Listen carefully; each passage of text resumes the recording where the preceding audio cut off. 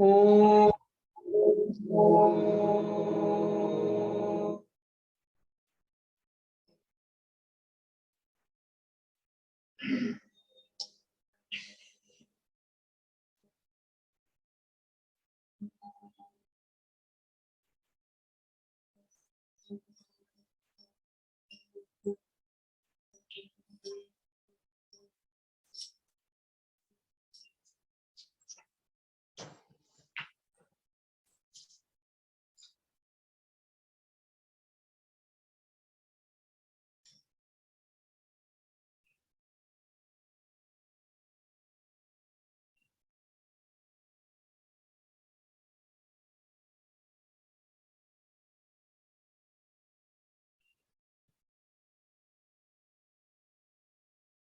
ओंकारनाद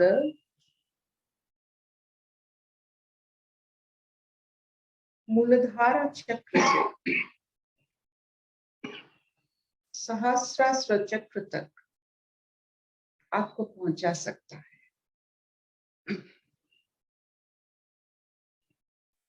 सिर्फ आपको ज्ञान होना चाहिए। जैसे आप कोई जर्नी पर जाते हो तो रास्ते में बहुत सारे जगह की नाम लिखा होता है। पहले पहले तो ये सब याद नहीं रहता है कौन सी जगह से लेकर हम जा रहे हैं अपने लक्ष्य पर, लेकिन आहिस्ता आहिस्ता उस सब जगह की नाम याद रह जाता है और आनंद भी मिलता है। चलो यहाँ तक पहुंच गए, चलो वहां तक पहुंच गए। जिनको मूलाधार चक्र तक से लेकर सहस्रार चक्र तक पहुंचने की आदत है, वो हर चक्र को जानते हैं और ओंकार नाद में उन चक्रों की उन चक्रों से परे होकर सहस्रार चक्र में पहुंचते हैं। उनका अनुभव अलग होता है। जो अकार से मकार से पहुंचते हैं, जो प्रेय से श्रेय तक पहुंचते हैं, जो मूलाधारा से सहस्रार चक्र तक पहुंचते हैं, जो भूलोक से सत्यलोक तक पहुंचते हैं, ये सब अपनी अपनी रास्ते का नाम है। इस रास्ते का नाम अगर पता होता है, एक आनंद मिलता है। एक जैसे एक पुलक, चलो यहाँ तक पहुंच गए, वहां तक पहुंच गए, अच्छा लगता है, विश्वास बढ़ता है, कॉन्फिडेंस बढ़ता है। ओमकार नाद का आप सही माने में उसका अनुभव करते हैं और उस अनुभव से आपकी कहानी, आपकी अंदाज बहुत श्रेष्ठ होता है। जो पंछी जितना दूर उड़ता है, वो संसार के बारे में उतना जानता है। तो जैसे आप जितने जितने जगह देखेंगे अपने सोच की तो नहीं, आपकी अनुभव के अनुसार आपको उतना संसार अच्छा लगने लगेगा।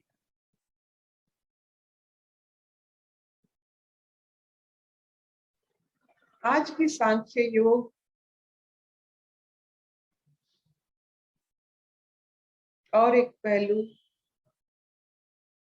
जिसका पहलू है सबको अपने भाग्य को सौभाग्य में परिवर्तन करने के लिए जरूर एक मौका जरूर मिलता है। सौभाग्य स्वर्ग। स्वर्ग क्या है? जहां बिना इंद्रिय आनंद उपलब्धि होता है। अगर संसार में भी हम बिना इंद्रिय आनंद अनुभव करते हैं तो वही स्वर्ग है।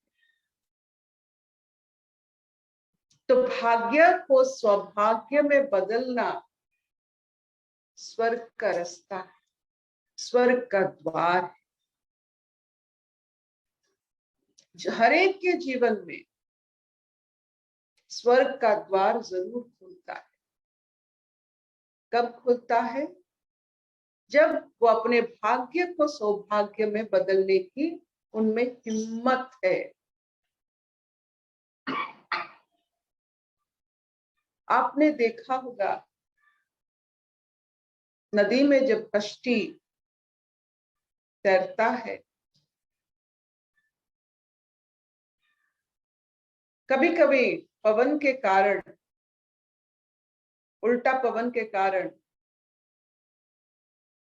कष्ट होता है आगे जाने में। अगर उस वक्त वो लौट आए और अपेक्षा करने लगे कि कब पवन अपना रुख बदलेगा तब जाकर मैं आगे जाऊंगा, तब वो भाग्य से दुर्भाग्य तक आ गया। भाग्य का सौभाग्य में बदलना, स्वर्ग का द्वार देखना, बिना इंद्रियों के आनंद लेना। तो आज की यही महत्व है। कृष्ण क्या कहते अर्जुन को इस बारे में, सुनते हैं।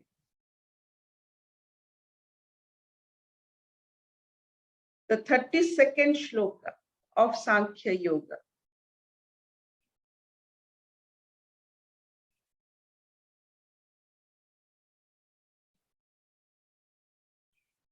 यदृच्छया च उपपन्नम स्वर्ग द्वारम अपआवृतम सुखी क्षत्रिय पार्थ लभन्ते युद्धम ईदृशम। कितने वो पार्थ को अपना मानते हैं, बच्चे जैसा। हर पहलू में उनको समझाने की कोशिश कर रहे हैं कि वो जागृत हो जाए, जो रसातल तक गए हैं उन्हें भूलोक तक लाया जाए। इतने नीचे वो गिर गए हैं कि उनको जमीन पर खड़ा करना भी अभी मुश्किल हो रहा है कृष्ण के लिए।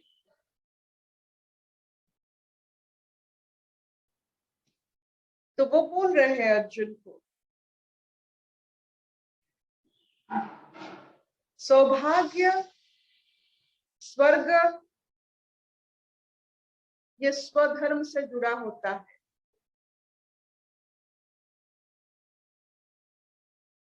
जो अपने स्वधर्म को पहचानता है और उसी के माध्यम से भाग्य को सौभाग्य में परिणत करने की कोशिश करता है, वह स्वर्ग का द्वार जरूर देखता है। ये कितनी अलौकिक और कितना भरा भरा बात है।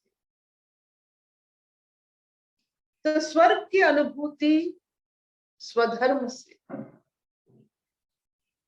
किसके जीवन में मिलता है? जो भाग्य को सौभाग्य में बदलने की कोशिश करता है। हर मुहूर्त, हर समय हमारे और समय का जो कहते हैं लहर उमड़ उमड़ कर आता। जब हम आगे निकलते हैं ईश्वर की उंगलियां पकड़कर, क्योंकि हम जानते हैं ये शरीर तो रहेगा नहीं रहेगा, लेकिन अपना ये विश्वास को रखने के लिए हम आगे जरूर चलेंगे। कैसे पता चलता है कि आपका ईश्वर के ऊपर विश्वास है? जब आप अंधकार में भी चलते हो, यही मान के कि ईश्वर आपके साथ है। कैसे विश्वास, आपका कैसा विश्वास है पता चलेगा जब जब आप आगे चलोगे। खराब समय में भी आगे चलना,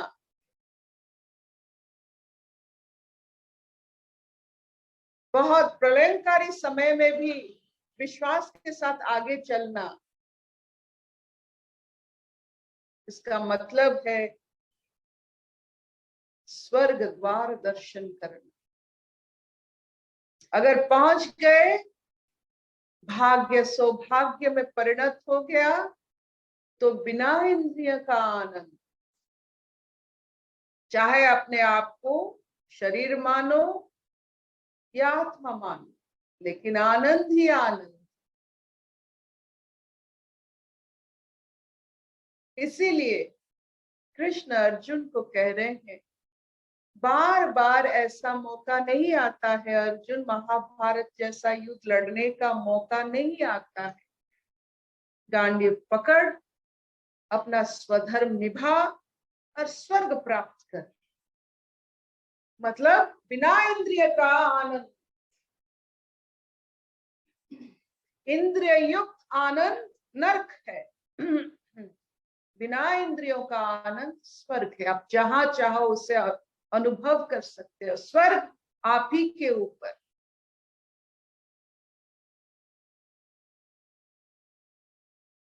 तो हमारे जीवन में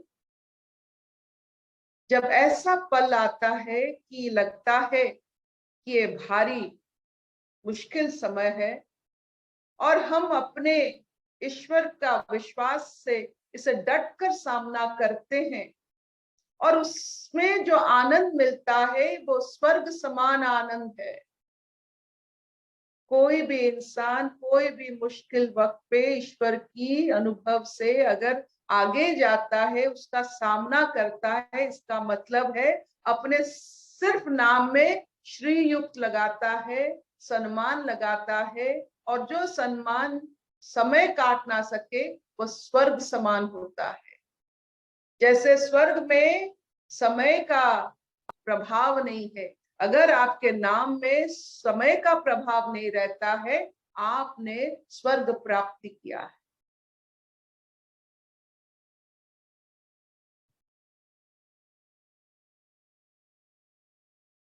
Will this do?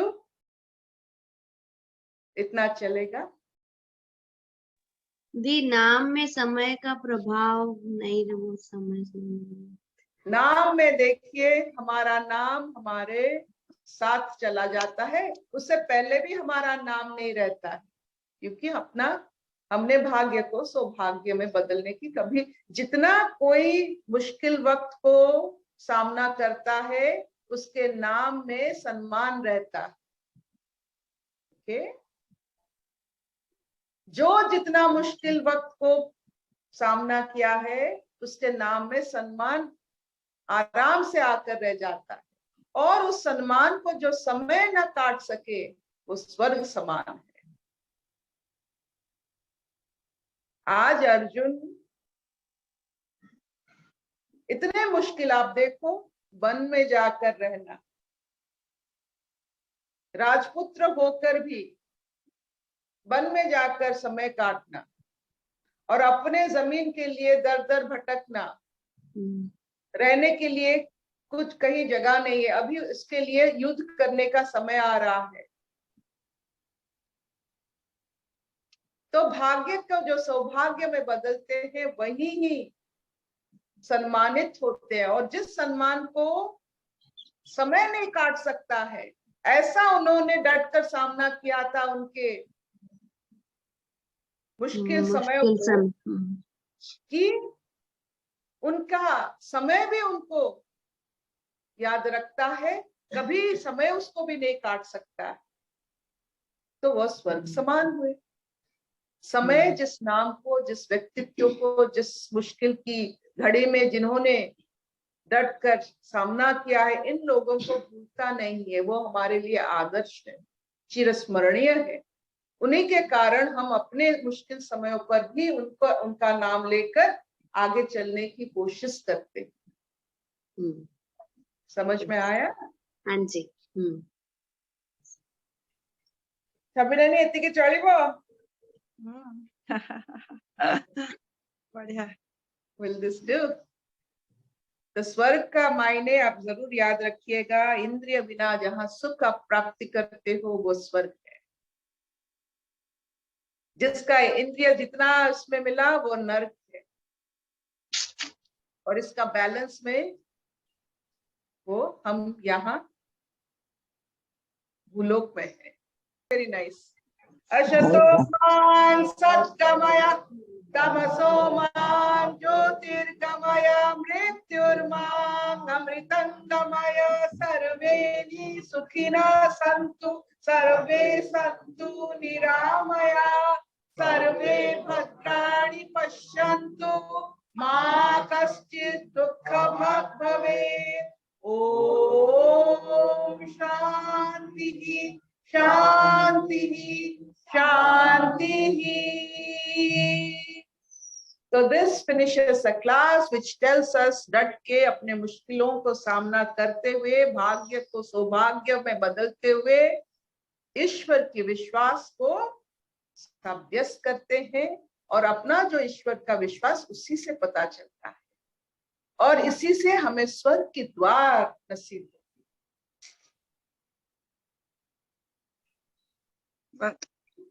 Bye bye.